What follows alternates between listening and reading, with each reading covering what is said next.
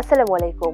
স্বাগত জানাচ্ছি জান্নাতুল Marwa travel and tour নিবেদিত সিআরএস নিউজের আজকের রাতের সংবাদে। সঙ্গে আছি আমি সাবিহা আক্তার। শুরুতে থাকছে সংবাদ শিরোনাম। মোহাম্মদপুরে মা-মেয়ে হত্যার ঘটনায় গৃহকর্মী আয়েশা গ্রেফতার। মোটরসাইকেলে এসে কক্সবাজার যুবদলের 2 কর্মীকে গুলি। বেআইনি ও অনুমোদনহীন সমাবেশ থেকে বিরত থাকার অনুরোধ ডিএমপির। মরক্কোতে জোড়া ভবন ধসে নিহত অন্তত 19। মেসির হাতে আরেকটি পুরস্কার। এমএলএস এর নতুন রেকর্ড। ঢাকায় বাড়ছে শীতের আমেজ, তাপমাত্রা নেমেছে 17 ডিগ্রিতে। এতক্ষণ শুনছিলেন সংবাদ শিরোনাম, এবার থাকছে বিস্তারিত। রাজধানীর মোহাম্মদপুরে মা-মেয়ে হত্যার ঘটনায় গৃহকর্মী আয়েশাকে গ্রেফতার করেছে পুলিশ। ঢাকা মহানগর পুলিশের DMP media and public relations বিভাগের উপকমিশনার ডিসি মোহাম্মদ তালেবুর রহমান আজ বুধবার বেলা 1:45টার দিকে গণমাধ্যমকে এই তথ্য নিশ্চিত করেন। দুর্বৃত্তদের ছোড়া গুলিতে গুলিবিদ্ধ হয়েছেন কক্সবাজার যুবদলের 2 কর্মী। গতকাল মঙ্গলবার রাত 10টার দিকে শহরের বাইপাস সড়কের উত্তরণ আবাসিক এলাকায় এই ঘটনা ঘটে। গুলিবিদ্ধ 2 যুবদল কর্মী হলেন সাইফুল ইসলাম ও মোহাম্মদ ফারুক। তারা দুজনেই শহরের বাইপাস সড়কের চারপাড়া এলাকার বাসিন্দা। গুলিবিদ্ধ দুজন বর্তমানে চট্টগ্রাম মেডিকেল কলেজ হাসপাতালে চিকিৎসাধীন আছেন।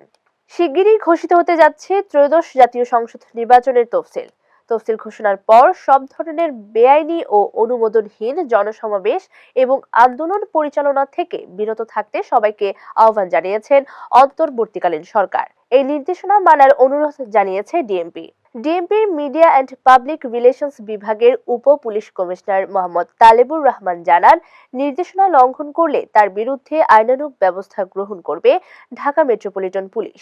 এ বিষয়ে সম্মানিত নগরবাসীর সহযোগিতা কামনা করছে ঢাকা মেট্রোপলিটন পুলিশ।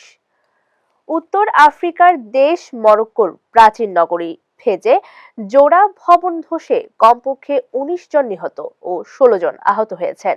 বুধবার ভোরের দিকে ভবন ধসে হতাহতের এই ঘটনা ঘটেছে বলে দেশটির রাষ্ট্রায়ত্ত সংবাদ মাধ্যমের খবরে জানানো হয়েছে। ফেজ নগরীর স্থানীয় কর্তৃপক্ষ বলেছে, পাশাপাশি থাকা 4 তলা 2টি ভবন রাতের কোনো এক সময়ে ধসে পড়েছে। রাষ্ট্রীয় বার্তা সংস্থা বলেছে, ভবন দুটি দীর্ঘদিন ধরে অযত্নে পড়েছিল। টানা দ্বিতীয়বারের মতো মেজর লিগ সরকারের এমএলএস বর্ষসেরা খেলোয়াড়ের এমভিপি পুরস্কার জিতেছেন লিওনেল মেসি। এমএলএস এর 3 দশকের ইতিহাসে তিনিই প্রথম ফুটবলার যিনি টানা 2 বার এই পুরস্কার জিতলেন। এর আগে 2025 মৌসুমের এমএলএস কাপের সেরা খেলোয়াড়ও নির্বাচিত হন মেসি। এবছর তার দল ইন্টার মায়ামি নিয়মিত মৌসুমের সাপোর্টার্স শিল্ড জিততে না পারলেও পরে এমএলএস কাপ জিতেছে। সারা দেশের সঙ্গে পাল্লা দিয়ে ঢাকায় বাড়ছে শীতের আমেজ। আজ সকালে রাজধানীতে তাপমাত্রা রেকর্ড করা হয় 17.1 ডিগ্রি সেলসিয়াস, যা গত কয়েকদিনের তুলনায় কিছুটা বেশি শীতল আবহাওয়া তৈরি করেছে।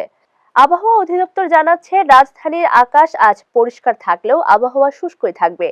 এ সময় উত্তর ও উত্তর পশ্চিম দিক থেকে ঘন্টায় 6 থেকে 12 কিলোমিটার বেগে হালকা বাতাস প্রবাহিত হতে পারে। দিনের তাপমাত্রায় অপরিবর্তিত থাকতে পারে বলেও জানিয়েছে আবহাওয়া অফিস। এই ছিল আমাদের আজকের সংবাদ। পরবর্তী সংবাদ দেখার আমন্ত্রণ জানিয়ে আজকের মতো বিদায় নিচ্ছি। সবাই সুস্থ থাকবেন, নিরাপদে থাকবেন এবং সিআরএস নিউজের সাথেই থাকবেন।